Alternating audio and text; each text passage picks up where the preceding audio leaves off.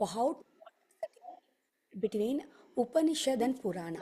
Because this is also very old. How to understand? Cannot hear. Cannot hear. Can you hear me now, Ji? Yeah, little better, little better. Okay. No, okay. I want to understand what is the difference between Upanishad and Purana.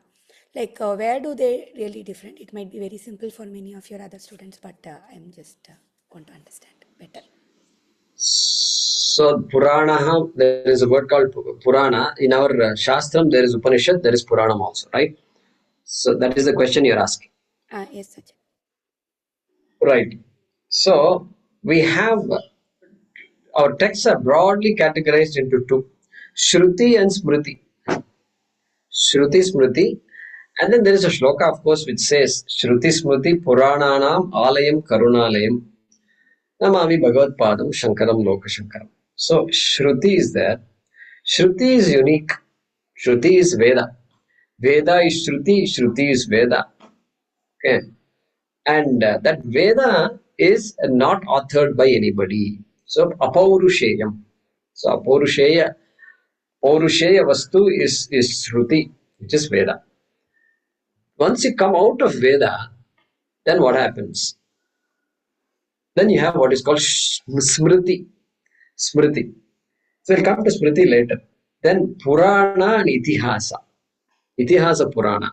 They are not part of the Veda. They are not part of the Veda. And the Itihasas, Dvayam, Ramayanam, Mahabharatam are the two Itihasas. And Puranam, Ashtadasha Puranani, etc. You know that. So they are all outside the Veda. All right. Then Smriti is another good text which is all written, like all commentary comes under the category of Smriti. All commentaries. Bhagavad Gita also comes, if you ask, is it Shruti or if it is Smriti, somebody asks, we must confidently say it is Smriti. It is authored by Veda Vyasa. Therefore, it is Smriti, like that we will say. But it is so important for us, it talks about what the Veda talks about, and therefore it is Panchamo Vedaha and all we say. But still, it is outside the Veda, it is Smriti. Alright. Now, what is Upanishad? Upanishad is part of the Veda. Every Veda, Samhita, Brahmanoho. So, Aranyakam, Upanishad, these are some sections of the Veda. Okay. So, Samhita is there. Samhita is where all the mantras are said. Brahmana is another section of each Veda which expands on the mantras of the Samhita. Broadly classified. Okay. And then there is something called Aranyaka. Aranyaka is an analysis which has the Upanishad in it. Okay. Upanishad. Sometimes they classify Veda as just Samhita and Brahmana. And Upanishad may be in either Samhita or Brahmana also. Samhita Upanishad, it's called Brahmana Upanishad, sometimes based on where it is located. So, short answer is Upanishad is located in the Veda. It is a Vedic, it is a portion of the Veda, therefore it is Shruti. It is Shruti. That word Upanishad we will not use for any other text. It is there only in the Veda. And so each Veda has certain number of Upanishads. They say 108 Upanishads were there. They say even more Upanishads were there. We've lost many of those Upanishads. So the Mundaka that we are studying is from Atharvana Veda. The Kaivalya Upanishad we are studying now is from Atharvana Veda. Katha Upanishad is from Yajurveda. Taittiriya Upanishad is from Yajurveda. Brihadaranyaka Upanishad is from Yajurveda. Kena Upanishad is from Samaveda. Chandogya Upanishad is from Samaveda. Like this. Then Rig Veda also you have. Prashna Upanishad. Aitreya Upanishad is from Yajurveda. Prashna, I think, is from Atharva. Atharva. Yeah. Prashna is Atharva, Yeah. correct. Aitareya is Rigveda's Jagmati. Aitareya is Aitareya is Rigveda. Rig Veda, correct. Okay. So that is how it works, So Pavitra. can we say like Upanishads make up Vedas? Is that, or is it like a part of Veda? Right. So what makes up Veda, if we ask? We broadly divide the Vedas into Karma Kanda and Jnana Kanda. That portion of the Veda which has values, which has rituals, which tells me about dharma, to do, not to do, which talks about punyam papam, which talks about swarga and naraka, and elaborately describing rituals for achieving various artha and various kamas. Okay, and to get children, putra kameshti, it's all part of that karma kanda. Agnihotradi, karma kanda. Okay, okay, Jyotishtoma Agni, to go to Swarga, it is there in karma kanda. The Vishwajit Yaga that this king is doing in Kathopanishad, and his name is Vajasravas, and that Vishwajit Yaga is mentioned here. Okay, and Vajapeya Yajna, it is all given in Karmakanda. So Samhita Brahmana. Then suddenly somewhere in some small corner you will find Upanishad. Upanishad is a very small portion of the entire Veda. Okay? And so what is the difference between the two? One is talking about what you should do, the other is talking about who you are. In knowing what I should do, I don't need to know who I am. In knowing what I am, I don't need to do anything. Nothing needs to be done because I just have to know who I am. That is what separates the Karma Kanda from the Jnana Kanda. Jnana Okay. Kanda is equal to Upanishad. Then Puranas come later. Puranas are like written, it's part of Smriti, you're saying. Is that correct, Acharya? Correct. Puranas are elaborations of values. Okay. So, Veda will say Satyam Vada. Then you have the whole Harishchandra Purana, very big Puranam. It is just an elaboration of this value, Satyam Vada. 2 words, and then the entire Puranam is just a story and story and story based on that. To highlight that value, Satyam Vada. So, Puranas are stories, okay, again written by Vedavyasa. Whether it is real or fictional, we don't have to worry about. We don't worry about these things. We consider everything to be real only. If it is fictional also, it is even greater because that shows the mind of Vyasa and that shows our culture. Doesn't matter for us, but for us everything is real. And so that is how the Purana. Purana is an elaboration, amplification of values talked about by the Vedas. Dhanyavad Guruji. Thank you so much. Itihasa also similar. Itihasa and Purana, then what is the difference if you ask? Then we will say Purana happened so long ago, very long ago, and there can be some fictional aspects in the Puranas, but in Ramayanam and Mahabharatam they are not fictional. Itiha asa, thus indeed it happened. Asa, asit, itiha asit, tihasit also you can say. Means what? Thus indeed it happened. Means what? It is history. It is history, literal history. Everything there is true. Truly happened. A person called Rama lived. A person called Krishna lived. A person called Arjuna lived in this Bharata Bhumi. That is the difference between Itihasa and Purana. Dhanyavad Acharya. And then how come all should I believe 10 heads of Ravana and all that? Should I believe all that? Our children will ask all these questions. And so this Ram Valmiki was a poet. He is not a historian. Valmiki was not a historian. If he were a historian, then he would not have written this. He would not have had a 10-headed person. But because poet conflicted, full of conflicts, and therefore it is like showing 10 heads. Each head thinking differently, confused all the time. That guy is Ravana. Dhanyavad Acharya. Thank you. Yeah, Hariji, go ahead. I'm thinking of a different person for 10-headed person. 10-headed person.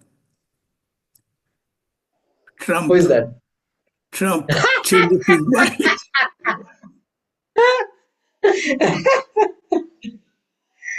That's a good one. Oh boy. Okay, Hariji, go ahead. Hari Om. Guruji, when you were talking about this clay and pot, which we were discussing in the class, is it the same that in Bhagavad Gita chapter 7, he says, they are in me and I am not in them? Yeah, you are talking about Mastani Sarva Bhutani, Yeah, Nachaham Teshvavastitaha, Nacha yeah, Mastani Bhutani, Pashyame Yogam Aishwaram. It is yes, chapter 9. We are going to talk about it. Okay, Hariji, we're going to talk about it. yeah. In the next class, it will come up. Okay. So yeah, same thing. Same thing. Same thing. Okay, okay. Right. Thank you. Same thing. I think it is what, 9th chapter is it, Prasad? Yeah, Yeah, 9th chapter. 9.6. 3-4, 3-4. Seventh chapter. 9.4 and I 5. think it is 7th chapter and No. 9 It is to 9th chapter. Akshara Brahma. Oh, No, 9.5 is Namastani Bhutani Bhuta Yeah, Brunnacha 9.4 and 5. Bhutastahan Mamatma Bhuta Bhavanaha. That is. In fact, I also had the same question. Now that Hariji asked and Guruji gave a samadhanam, I'm not going to ask, but I have other things to ask. Thank you. Go ahead, Hemant. That Purana, I mean, she was asking, though there is a thing, Puranavam or something like that. Puranavam, something they say. Pura eva namaha. Pura Pura eva namaha. The old is Pura that is eva namaha. Though old it is is old is very alone is. old, it is still And very valid in the current. It will never become old. That is the old. meaning of Purana. So that is why it is Sanatana. It is valid then, it is valid now, it will be valid later also. And also when Yeah. that clay and pot thing came about, I remember when we were young, my mother, father, they used to say, all men are mortal, but all mortals are not men. that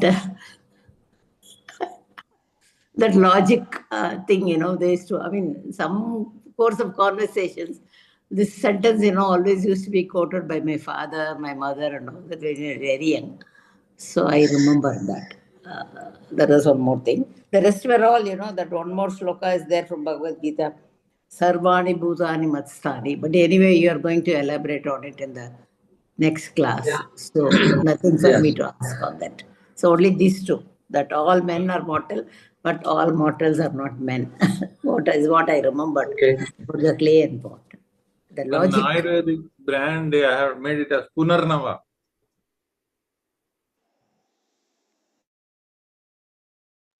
Actually, Punarnava. Punarnava is a herb. What brand is it?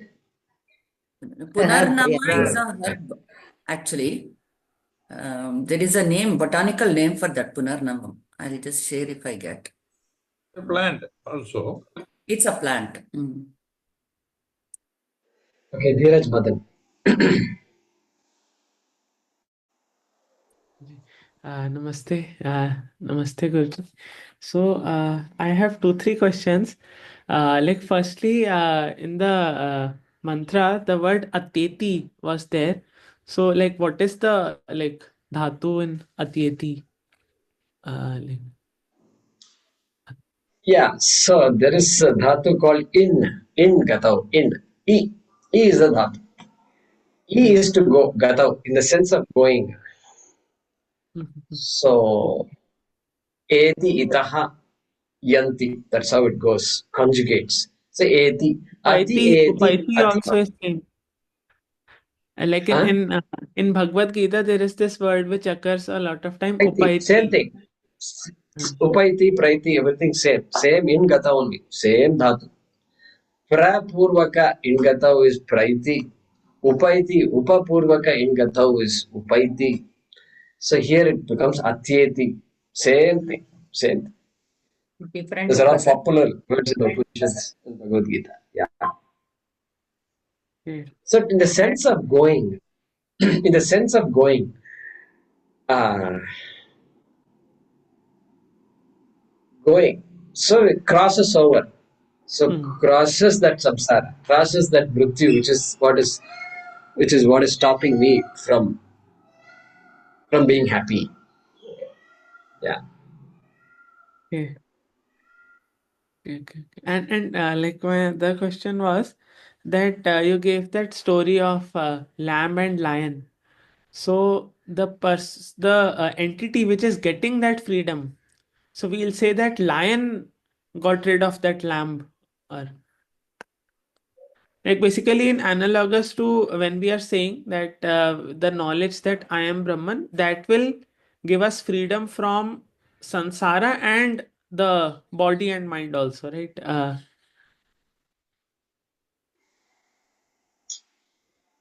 Okay. So freedom from body and mind means, what do you mean by that?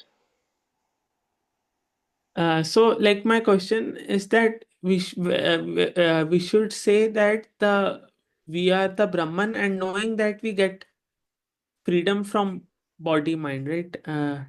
Good. So the way to properly understand this is, first question is, who became free? Hmm. Lamb became free or what? Lion became free?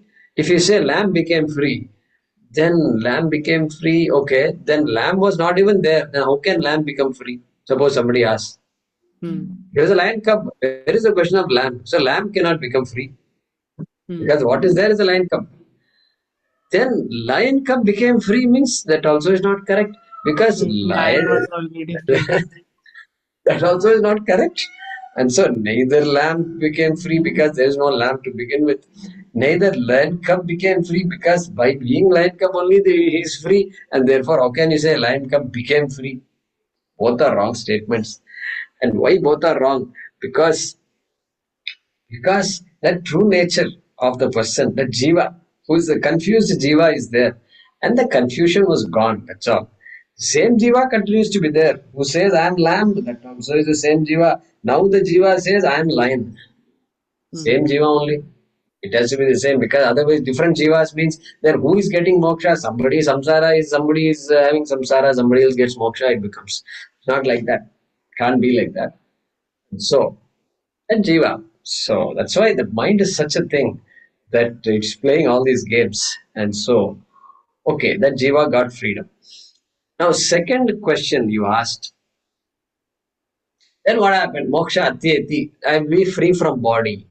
Well, what we say is, Brahman is always free from the body. The Atma is always free from the body. It can happily sustain the body. Happily, it can sustain the body. Like what happened to my pot? Oh, there it is. See, I feel a little handicapped if I don't see the pot nearby, right? So this thing, uh, clay is free. That's why it is free enough to be a pot. It is free enough to be anything else also. And so clay is not shackled by being a pot. Okay, being free means what? Being free means the problems that come with the body are not problems of the clay. The problems that come with the body are not the problems of Atma. That is the meaning of being free from samsara. Okay. Doesn't mean I'm free from the body. I'm free from the body means what? Something happens to Atma and then body is gone. Either body is gone, disappeared, patak. ज्ञान के बाद देह चला गया, और ज्ञान के बाद Atma runs away somewhere else, just roaming around. No, bodiless Atma is roaming around. Escape the body. Then what happens to this body? No, no, such things are all. Maybe in comic strips we can put those things. But here, what we say is, the person now knows that the attributes of the body are attributes of the body. I am not the body, but the body is I.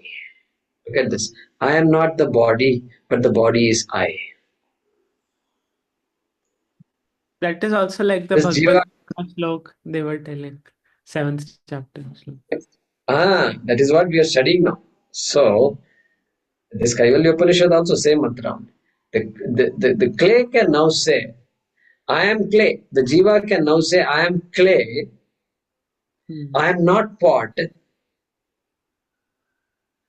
but the pot is I. Pot is I means what? There is no pot really speaking. I am the only one that exists. But if you insist a pot is there, okay, pot is I. But I am not pot. Why I am not pot? Because I am all pervasive, really speaking. Atma is everywhere. Outside this pot, you have pot. Outside the pot also clay is there. Inside the pot also clay is there. If this example won't suit there, but wave water example is better. Inside the wave also water is there. Outside the wave also water is there. Ishvara is also the same water. Therefore, wave can say, wave is I, but I am not wave. This is Vedanta. Which you got the idea, but I'm just making sure that we don't. I'm not the body means body doesn't disappear anywhere. But just like that wave and water, that wave is giving a form to the water. So basically, the body and mind are sort of like a form in the same ocean of consciousness, Atman Brahman. Correct, correct, correct. Ocean of consciousness. That's what it is. Yeah. It's only Nama Rupa. But like Yeah, my 1 minute. question, Dheeraj. sorry. Go ahead, Dheeraj. So my question has always been that, that why is it that we experience this mind only? Like if like I understand that maybe this body and mind is a form, but then all other bodies and minds are also forms. But at a time, I feel the experience of only one, I'm witnessing only one mind at a time. Whereas, so what is it that leads us to this, like being associated with one sort of body or mind at a time? Why not, experience everything together? So what you're saying is, why not all be Ravanas? Why not all of us be Ravanas? Why one head only? We should have many heads. And so, or we should have, everybody's head should be my head. That would be nice. Guruji, this was my But Bhagavan, question few weeks back. In the class, I know I am infinite. But the moment I come out of the class, then I am finite. Then you ask me to... no, that's not correct. See, when we don't say I'm finite after class. Okay, we say that see, that is why this karma yoga is such an important thing, and doing our duties properly and all is so important. And so that's why we are saying we are not. When I say I am complete, I am Atma, I am full, I am Purnam, I am Ishvara. When I say this is Upadhi. This upadhi is what first of all makes me say it. I need a mind even to say the statement. Atma has to be finitized in this body in order to even make a statement like this. Okay. A mind is needed. Without a mind, Atma can't talk. Atma need not talk also. Atma is not bound. Who is bound? Atma that is manifest in this body, mind, sense complex and Jiva. mistaking itself to be something else. The jiva, mistaking the jiva to be something other than Atma, is the one who has all these problems.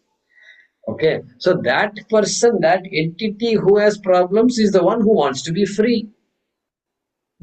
Atma never wants to be free. Even body doesn't want to be free. Body doesn't say I'm getting old.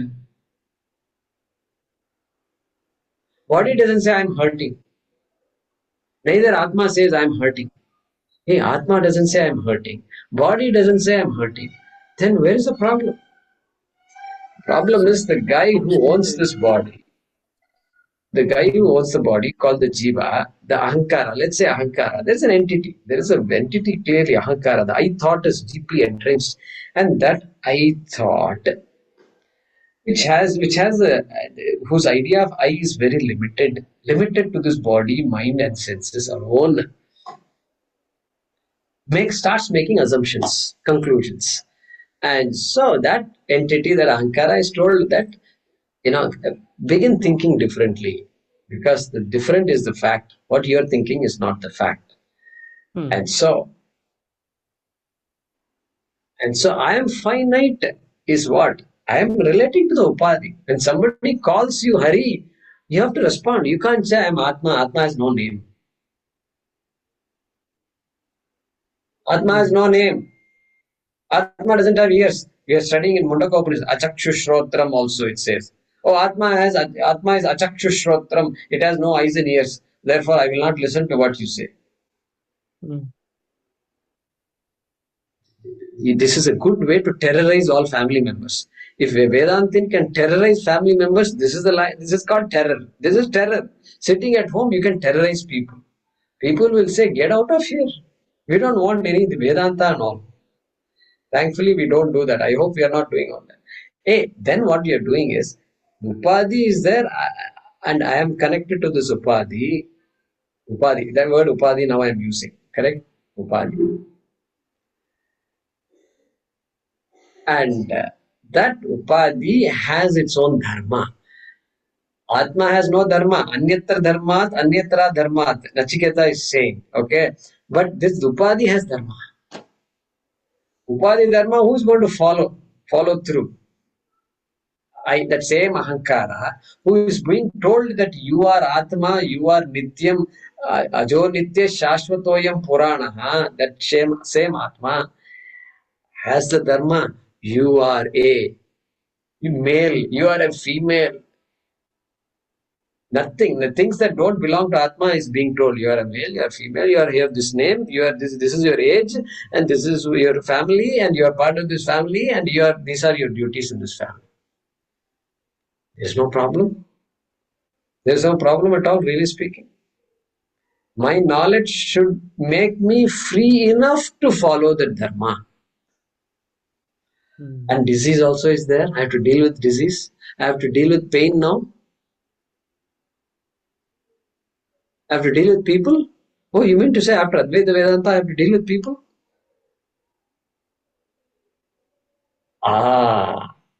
That is why Advaita Vedanta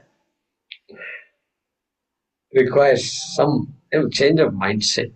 It's not an escape. It's not an escape. Real Advaita Vedanta teaching there can't be any escape. And neither it is escape. Nobody wants to escape also. But you're free here and now. That is what Advaita Vedanta gives us.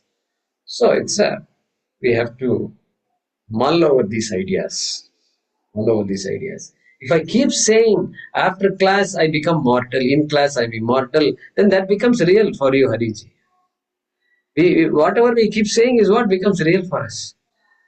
So I suggest we don't say that. I mean, the body is mortal. In this class I will tell you body is mortal.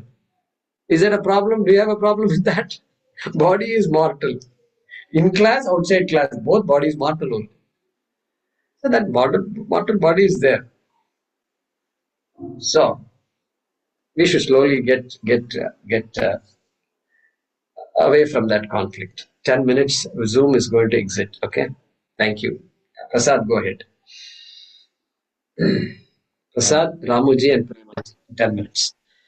I just, before asking question, actually, I thought of this discussion.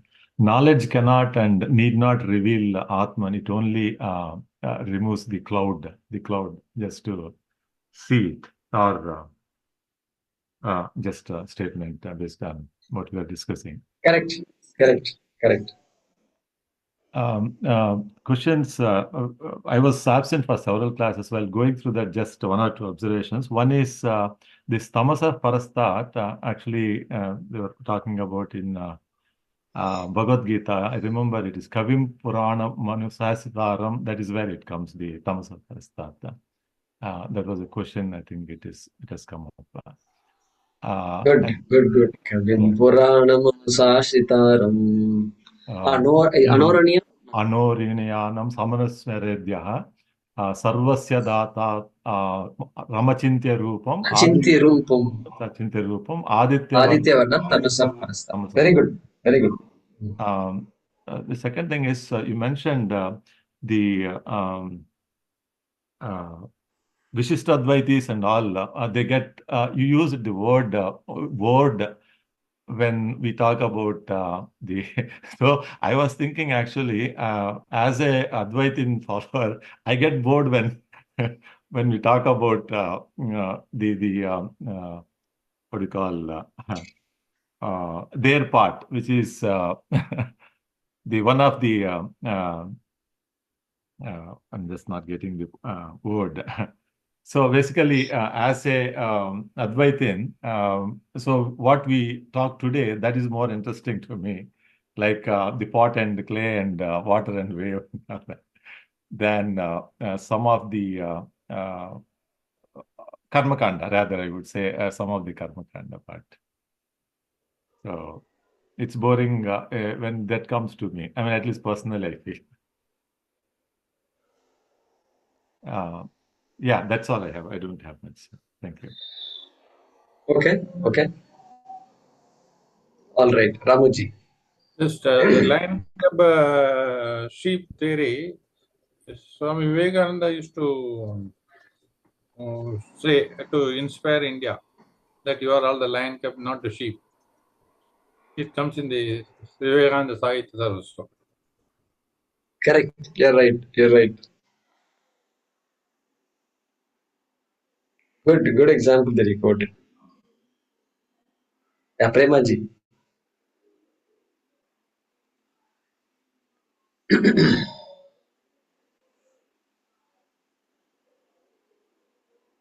If you can unmute yourself.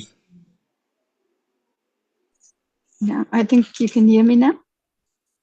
Yes. Guruji, coming to the topic of the cub, the lion cub, bleating with the sheep, not knowing that it was a lion. So the concept of the older lion that came, saw, recognized would form the part of the guru also to say that you're not that, but you're something else. So the lion remains a lion, but something in it changed to recognize that he doesn't have to be what he is. He can be what his true self is. So it's identifying with the truth that he is a lion, not because of association or whatever. It had thought that it was sheep. That is one thing I was thinking about.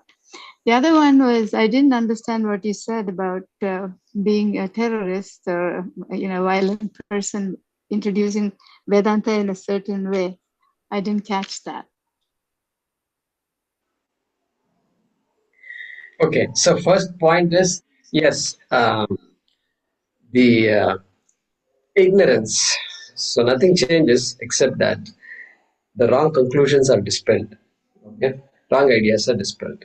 All right. The second point is terrorism. Okay. No, that is just acting weird. Acting weird. So Atma is it is like the student. It is like the student. Teacher is saying roll call, calling names all the way from A all the way through V. Okay. And student says, hey Vikram. Vikram's turn comes. So quiet. So quiet. Why? Why are you not responding? Atma has no mouth. Tell me, what will teacher do? What can teacher do? She has to just, if she has hair, then she can pull her hair. Okay? Atma. So like this is after a while it's terrorism. And the guy is this guy is Vedanta and he is the head of the family also, quote unquote head of the family. This head of the family dangerous and studying Vedanta. And then he says, no, I want Guruji said Atma has no ears. Therefore, I can't listen to what you're saying. Suppose somebody says like that, I think it causes confusion. That's what I mean. So, Thank you, Guruji.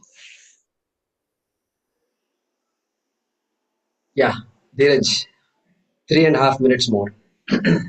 Namaste again. Actually, I had a question related to Mundak Upanishad class again.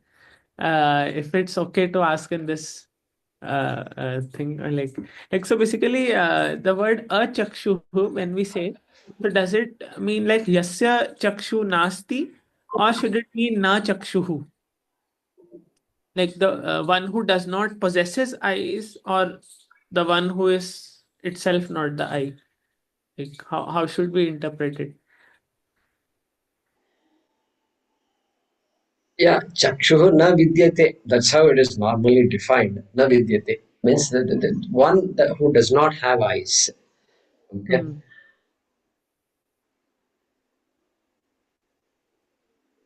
So either way, you end up with the same meaning. See, one who is not the eyes, if you say, then it is not useful. Because one who is not the eyes means then one can be something else, but not the eyes. Okay. Okay. Yeah, okay, not the eyes, so it must be nose. No, it's not the nose. He is not eyes, he is not nose, he is not throat also. So he can't go, he doesn't have to go to the ENT hospital. Nor does he have to go to the ophthalmologist. So, but that is different. That is, we know that we're talking about the truth of something. And so, achakshuhu, both mean the same. One who is, see, one who does not have eyes means one who can't see. Then also one who can't see. One who can't see. And adrishyam means one who can't be seen. So it covers both. Subject and object it covers. So, Actually, dream is a good example, Jaykumarji, where there are no eyes or ears to the dream world for the dreamer. Right? The dream example. Achakshushu. no eyes are there for whom? No eyes or ears. The meaning here can be translated in the dream example where the dreamer to the dream world, there is no ear or eye. The dreamer has no ear or eye. That's what you say. Yeah, to the dream world. But in the dream world, all the people I imagined all had ears and eyes. Okay, I dreamt of people who had ears and eyes. And if I dreamt myself in the dream also, I can't say dreams are hard to recall. But if I was there, then I also thought I had ears and eyes. I thought, if it was not there, I would have been shocked in the dream. We can't say dreamer I would has no have been shocked. I said, how come I don't have ears? I'd be running around. So that didn't happen. But as a dreamer, less than 1 minute. Yeah, go ahead. Okay. Yeah, dream as part of the mind, as a dreamer, it's not with eyes and ears. I actually look at it, right? In the mind, that's what I mean. Sure. Om Namo Bhagavate Vasudevaya Dhanvantaraye Amritakalasahastaye Sarvamaya Vinashanaya Trilokyanathaya Shri Mahavishnave Namaha.